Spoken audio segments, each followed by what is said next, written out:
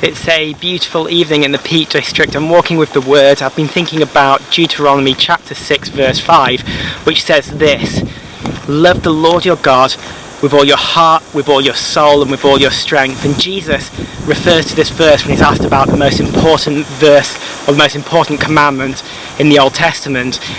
And he says, firstly, love the Lord your God with all your heart, with all your soul, and with all your strength. And secondly, love your neighbour as yourself. But I want to focus on this first commandment. If I was to summarise it, it's basically saying love God with your entire being, with everything that you are. That's a commandment. A modern reading of it might put it this way: love the Lord your God with all your spirit, with all your mind, and with all of your strength. What does it mean to love God with our spirits? I think it's loving God with the very deepest part of who you are, the very core of your being. Your very life is in love with God. The centre, the spirit, your heart is something that's vulnerable. We don't want to give our hearts to people because we're afraid that our hearts can get broken, our hearts can get crushed. But giving your heart to God is a safe bet. He's not going to break your heart. How about loving God with our minds? Do you think that means studying? Because often people who get into studying and theology and books can become really dry in their faith. I don't think that necessarily has to happen.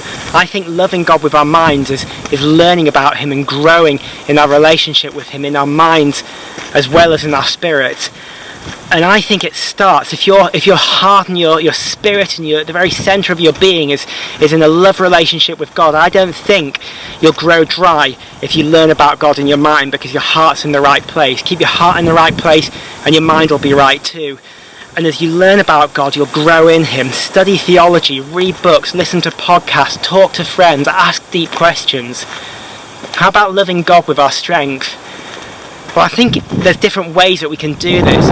One of the ways is just giving our bodies practically and physically to serving in different ways. Maybe it's setting chairs out in your church, maybe it's doing the gardening for a neighbour or for a friend. There's different ways of expressing love to God and to people around us using our bodies. But there's also worship, and often we think of worship as just a kind of singing thing. Maybe we think it's a spiritual thing as well, but I think it's everything. I think when you meet with God in worship and praise, everything should be engaged. Your mind is focusing and thinking about God. Your spirit and your heart is surrendered before God, and your body is also given to praising God. Maybe you're raising your hands, maybe you're dancing, whatever, but I think there's a freedom to be found when you begin to physically worship and praise God with your body, just giving yourself to Him fully and completely, because He's worth it. He is worthy of all of our worship and all of our love.